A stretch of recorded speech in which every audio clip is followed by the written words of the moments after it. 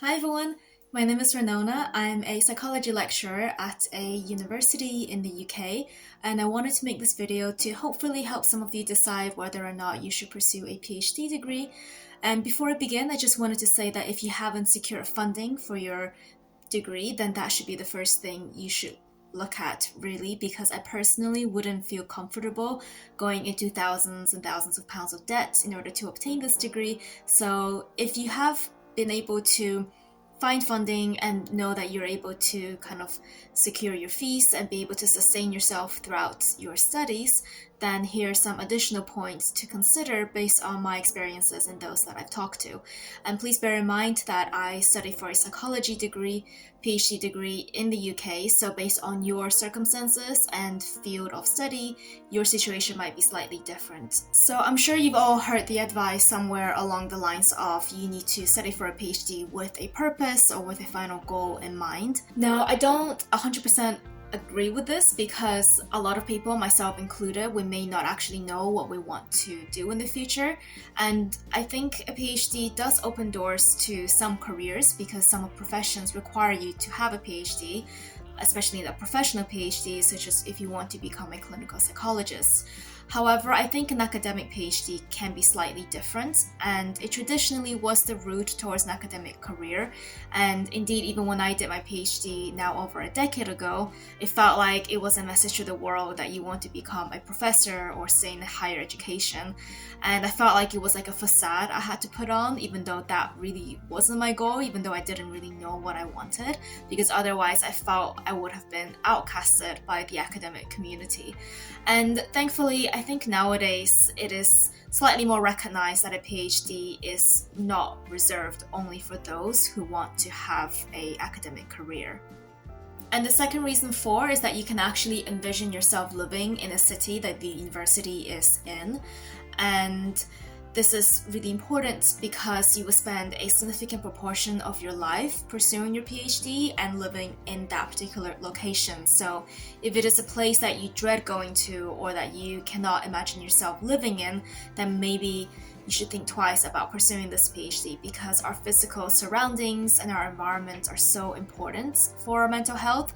It can either help us cope with or it can exacerbate stresses and general life challenges. And you will probably face a lot of these during your PhD. So number 3 is that you actually enjoy or love conducting research to answer new questions. So most of you have probably completed an undergraduate dissertation and maybe even a master's dissertation. And if you really enjoy the process of designing, conducting, analyzing, interpreting, and writing up your research studies and would really like to kind of devote the next 3 years or more of your life to doing this at a larger scale and multiple times, then pursuing a PhD might be a good idea for you. This is the output of my PhD thesis. It is just over 78,000 words and 57 pages.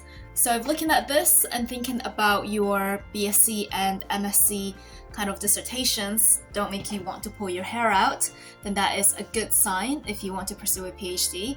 And if you find the whole process of research challenging but not overwhelming, then that's also a good sign. And if you think that developing an original piece of work and also the ability to kind of develop new knowledge, if you think that all of this sounds more exciting than it is stressful to you, then that is a really good sign if you want to pursue a PhD. Because conducting research and your research outputs are really all that you will be doing and all that you will really be judged on at the end of your degree.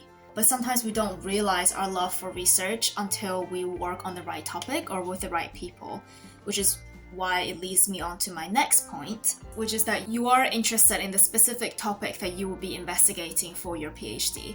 So if the research questions that you will be answering are in line with your personal interest, then that is a good sign. But if you feel that you have to compromise too much on your personal ideas and creativity in order to fit into a particular box that your supervisor wants, then perhaps considering another supervisor or maybe pursuing a PhD within another university.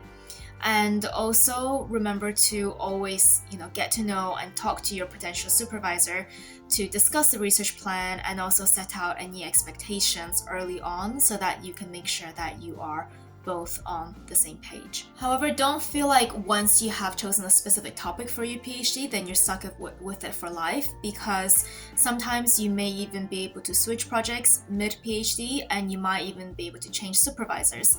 And when you graduate, so for example, when you're pursuing a postdoc, you may want to focus on a different research area or a particular research topic. And as long as it's generally within the field of study that you pursued your PhD in, then that is totally acceptable and is quite common to do so. So for example, within psychology, there are many subdisciplines, and if you focus your PhD more in the area of social psychology, you may then want to expand on this or apply what you've learned into other areas such as health psychology, developmental psychology, cognitive psychology, and countless more subtopics. So don't feel like that you are really stuck with the particular niche kind of investigation that you've done for your PhD. And this is why, in my opinion, having a general interest in your subject and field of study as a whole is one of the most important things and one of the most important reasons for pursuing a PhD. And this leads on to my final point, which is probably not a surprise to anyone, which is that you truly have a love for your particular topic and you love learning about the subject. So think about what you have learned during your undergraduate and your master's or your master's degree.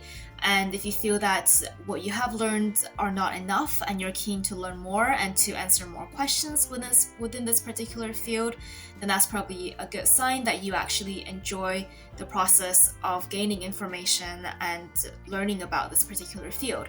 And also think about your conversations with your friends and family and the activities and hobbies that you engage in.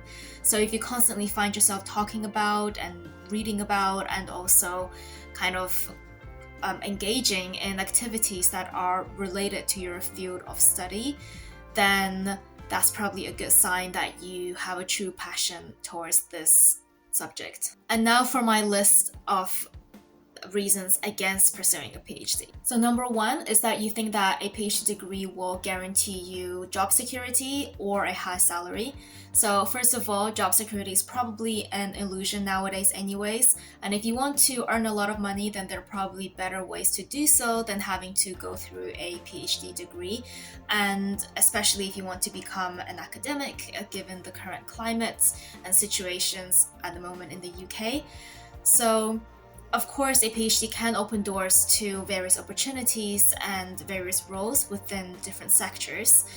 However, if your sole purpose is motivated by financial outcomes rather than by your kind of internal interests and curiosity, then perhaps think twice about pursuing a PhD. So the second reason is that you feel socially pressured to pursue a PhD, and this pressure can come from anyone such as your friends, family, and sometimes even your undergraduate or master's supervisors. So if you're pursuing a PhD just because it's something that you think you should or ought to do in order to not disappoint someone else, then you're not being authentic to your own needs and values.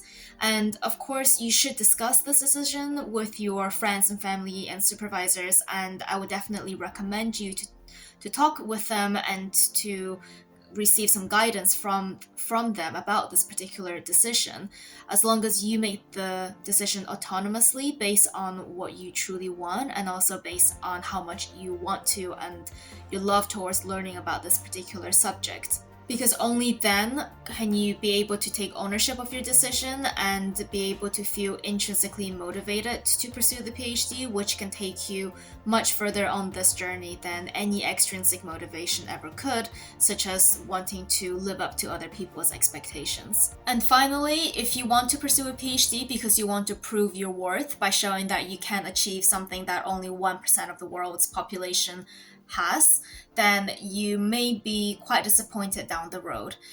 Of course, in the long term, hopefully you will one day be proud of your achievements and you will have learned a lot and developed skills in order to hopefully make you a more confident person in the future.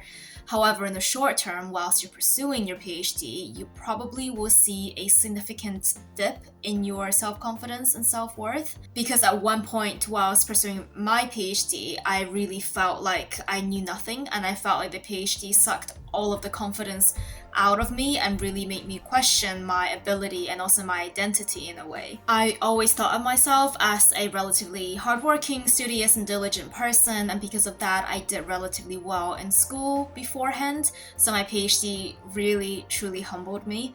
And this is not to kind of scare you off from doing a PhD, but it's just to kind of let you know that perhaps an external goal of gaining recognition is probably not going to be enough to fuel you to keep going when you are experiencing essentially an existential crisis during your PhD. So I think you have to enjoy the process of learning and studying about your subject itself. If you are not sure about your answers, then I think it's okay to take some time to figure things out. Unfortunately, the luxury of time was not something that I had when I was making my decision because I was in the UK on a student visa and I felt like I had this immense pressure to make decisions quickly. But if this is not an issue or barrier for you, then perhaps do take some time to maybe do some research work outside of a particular university degree so that you can gain more insight into what research actually entails, what academic career may be like, to see whether you like it or not, and if you want to pursue research full-time. But even if you don't have all the quote-unquote right answers, which I definitely didn't when I decided to study for my PhD, I don't think it means that you shouldn't study a PhD. It might be helpful to list out what other options you have, what your alternatives are, and think about in 10 years' time, looking back, which option do you think you will regret the most not choosing? So if you think you might regret not pursuing a PhD more than, for example, not starting a new job or going traveling, and as long as you truly love the academic field and want to learn more about it, and you have the financial means to sustain yourself throughout your studies, then I think you should go for it. So think of it like this. Pursuing a PhD is like crossing the ocean from one side to the other, and your love for your particular subject means that you have a ship to travel on. And all of these other criteria will determine what the weather will be like. So if you have more of the for list ticked yes and more of the against list crossed out, then that means that the weather will probably be nicer and the journey will be smoother than someone who answered the other way around, or someone who is not sure. So for example, it will be sunnier, the ocean will be calmer, etc. But on the other hand, if you have less of the for list ticked yes and less of the against list crossed out, then that means that the weather will probably be worse and you may face things like lots of storms, rain, thunder, wind, heavy waves, etc., which would then make your journey a little bit more challenging to cross. However, as long as you have your ship, so as long as you have your love for your subject, then theoretically this would be enough to carry you through to the other side with enough dedication, hard work, and external support. And maybe the difficulty that you face during this journey will help you prepare to overcome challenges in the future better. So in this way, having a more difficult journey now can maybe give you more coping skills and also more problem-solving skills. So you may have gained more than someone who have had, for example, a more smooth sailing journey. But with all that said, whether or not to pursue a PhD is a very personal decision, and no matter how many of these videos you watch or how many articles you read, at the end of the day, you have to make the decision that is right for you or feels right to you at this stage of your life. And really, making the decision is only half the battle, and the other half is to be able to accept the path that you chose and to be able to make the most out of whatever decision you made. I will make a follow-up video about my PhD experience and also my decision-making process. And if you want to share your experience, or if you think there's anything I've left out that you want to add, then please feel free to leave a comment below. I would really love to hear from you.